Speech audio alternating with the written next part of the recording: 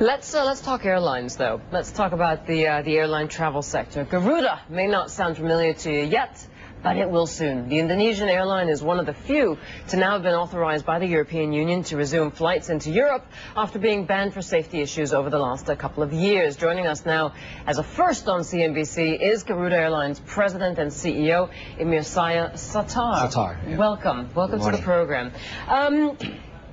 You're an Indonesian air carrier. There were a number of accidents back in 2007 in Indonesia, of which Garuda was involved, and was banned from flying into Europe for 5 years after that. What can you do now to lay our nerves at rest that the safety issues are over and done with?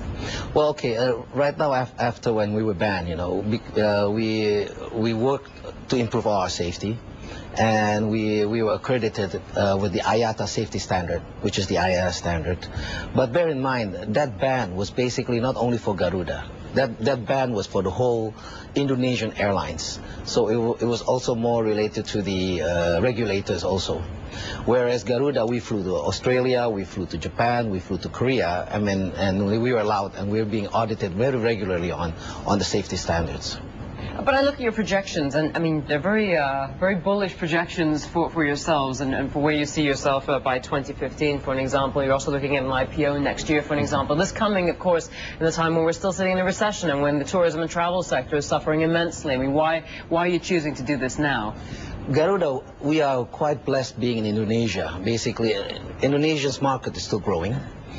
In fact, where other markets are going down, Indonesia remains stable, and our economy is growing. So that's why we take this opportunity to build the fleet. In fact, until right now, we are still in the blue, despite other airlines is losing money. And this year, we predict that we're going to basically achieve better than last year. I'm going to guess this is going to require a bit of capex and airplane purchases. We're going to be in the Dubai Air Show next week. I see reports you may be looking at SASA 330s or something like that. Have you made a decision? Yeah, we are finalizing on the Airbus 330, but until now we have new contracts for the Boeing 737-800s, of which we have 25 firm, 25 options, and we have 10 777s, which is already signed, which is going to be delivered in 2014. This year we just acquired also 4 new Airbus 330s on a leasing. So we are really refleeting and making our fleet more younger fleets. That's a chunky book. Where's the financing coming from? Is it aircraft lease financing itself, or are you getting it from the capital markets? How's it happening? Right now we're getting it from the operating lessors. They've been very supporting us. But once we go IPO next year, of course, part of the funds will be used for acquiring new aircraft. Not all that long ago, you had debt totaling almost $2 billion, $1.8 billion, on top of what many were saying were inefficient operations. Again, just back to your strategy. I mean, what have you done now to get yourself away from this situation? Well, those debt has gone down already. Right now, it's about 500 million. So we felt that it's actually with a 1.8 billion turnover. It's quite sustainable, and we are finalizing those debt by the end of this year. We're going to stretch it to up to 7 years in terms of, so we will have enough cash flow to service those debts.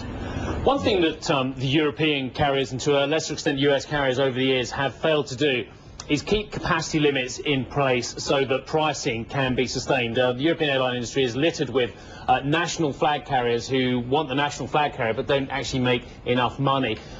The Asian growth story cannot be disputed, but there is a huge rush to put capacity in, not only from yourselves, but from all kinds of players as well, and indeed the Middle Eastern players as well, looking east as well. Do you fear that there is going to be a glut of capacity which is going to lead to the same kind of problems we have in Western Europe?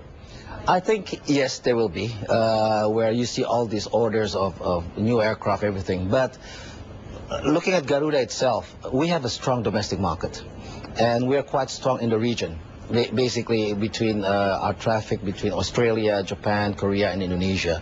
And bear in mind that Indonesia with 240 million people, whereas our domestic market back in 2000 it was only 9 million. Now it's reaching almost 40 million in domestic market itself.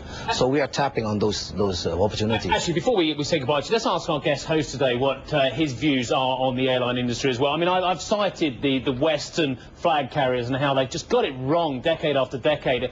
is there anything that would get you excited about investing in airlines? I think maybe where there's some growth, and that's where you want to be, you know, a place, you know, maybe the emerging economies where there's basically some growth is what you probably need, because that's originally airline travel was exciting because of the massive growth there was of people flying more.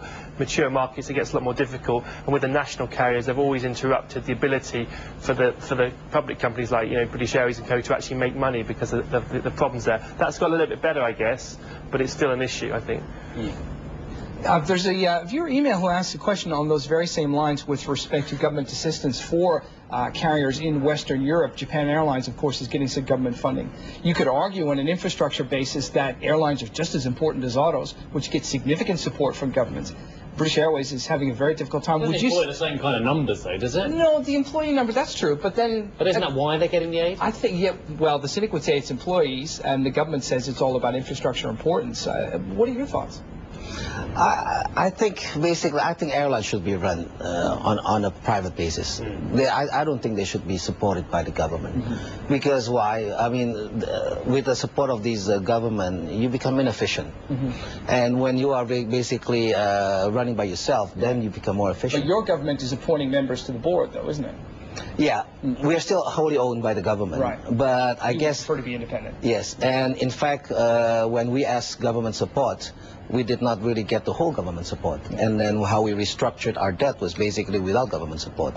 And we finally convinced our creditors that going forward, we really need to have independent non-government support, because that's how we can go forward.